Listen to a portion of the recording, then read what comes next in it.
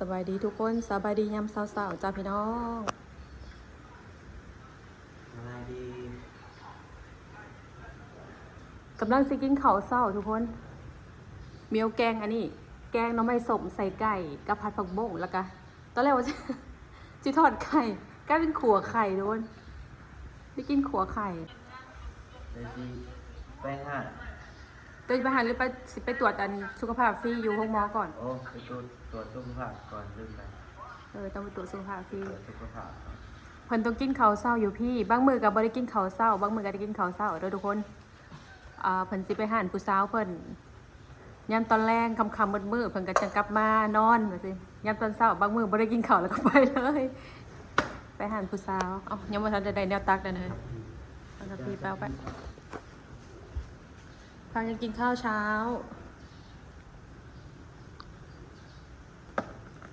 หุงข้าวเจ้าอันนี้แจ่วมักม่วงเมียวก้อย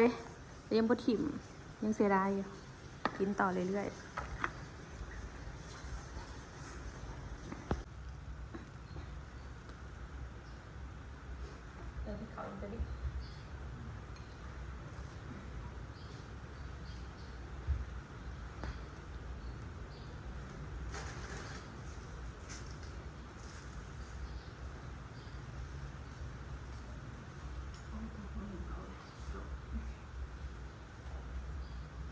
สบายดีพี่น้องสบายดีรอบเด้อ มีข่าว กินข้าวแล้วสิพากันไปหาตรวจสุขภาพฟรีเพราะว่ามันจะมีหน่วยงานเขาจะลงมาพี่น้องเป็นโดนเถื่อ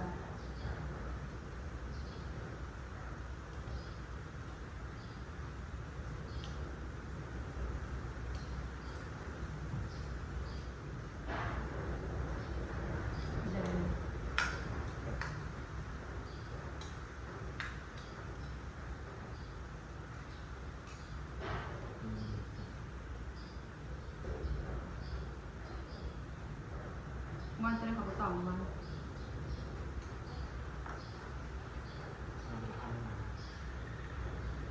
ปั่นวิววะ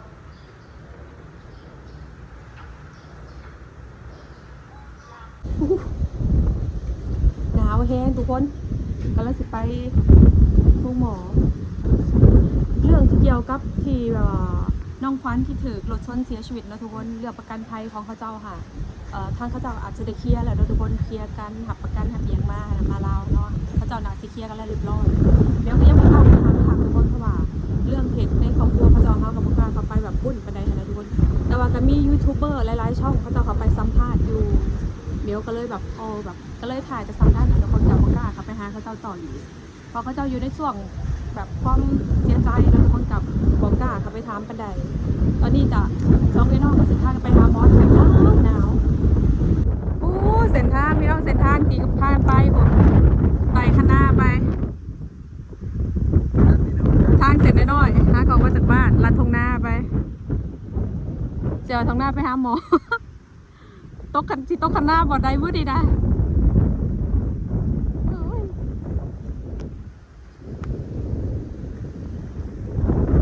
ไปลุยต่อไปแล้วพี่น้องมาดิเดินทาง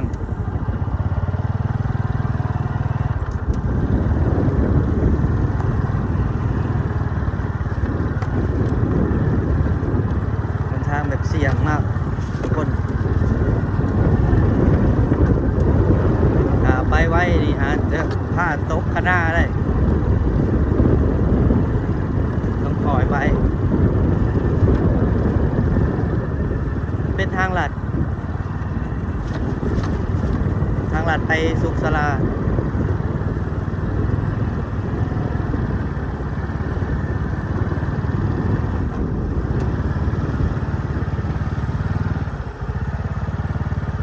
โอ้เบิ่งทุกคนทาง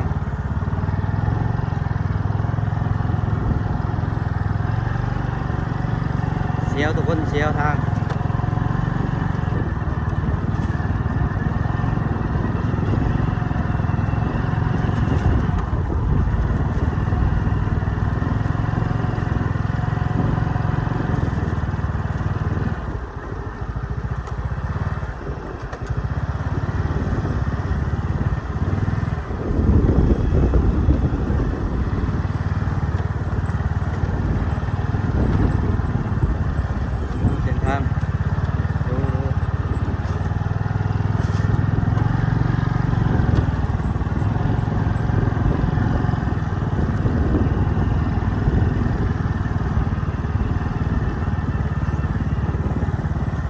ล้สิฮอดถนน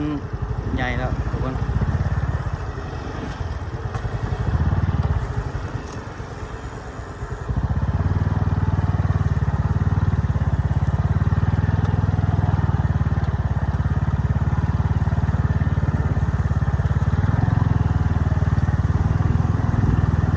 แคบไปเลย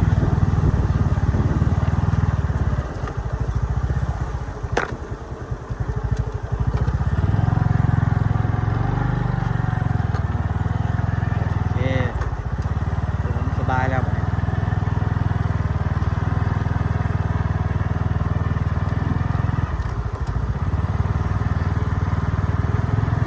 เป็นสุขศาลาแล้วทุกคน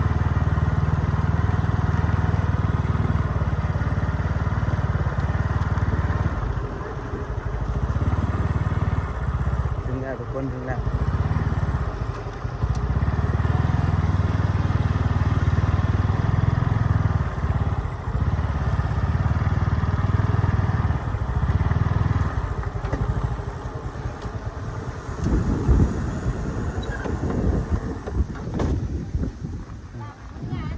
ทางแพทย์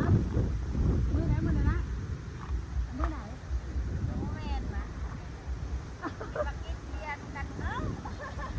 จำคนผิดปะ จำคนผิด คนคือกันมั้ ก็คิดว่ากิ้งเหมือนผูกแขนนอกจังเลยฮะ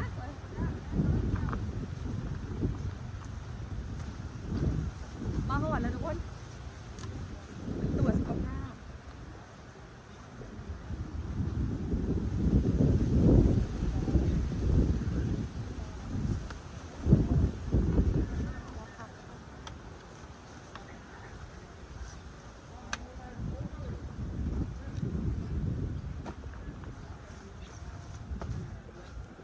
เสื้อจะไม่ติด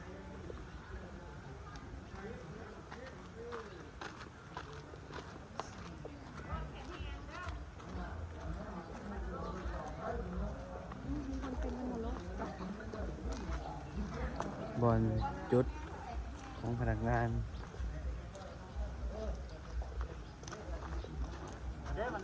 บอลจุดพนักงานประกอบเอกสารไปกวด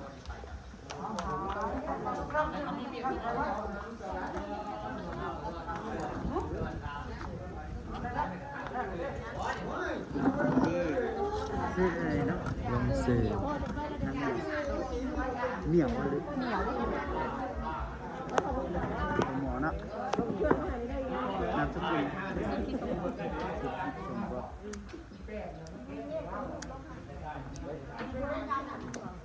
อันนี้จะอ่อนของพวกลูกเพชรที่ประมาณนี้ส่งพวกลูกเพชรนั่นเป็นภาษาประกาศทางเพชรธรรมดาว่าเห็นเพื่อนเขาถือบทที่มันจะนี่เนี่ยปัจจุบันเงินสองบ้านนำวงแล้ว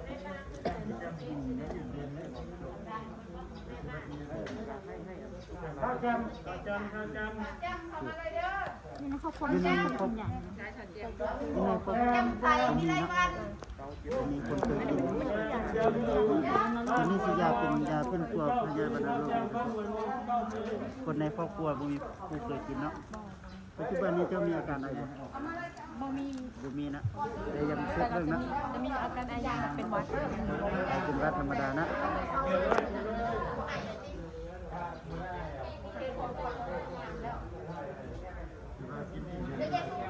มีแต่เป็นหน้าข้าว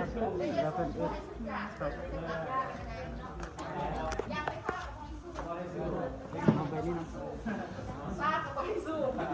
เดี๋ยวเราประกอบเอกสารก่อนถ่ายครับ คือเราต้องประกอบเลย ตัวยังไม่ประกอบบ้าง เอ็งทางกับประกอบแล้วนี่ดิของตัวมีอะไรที่บอก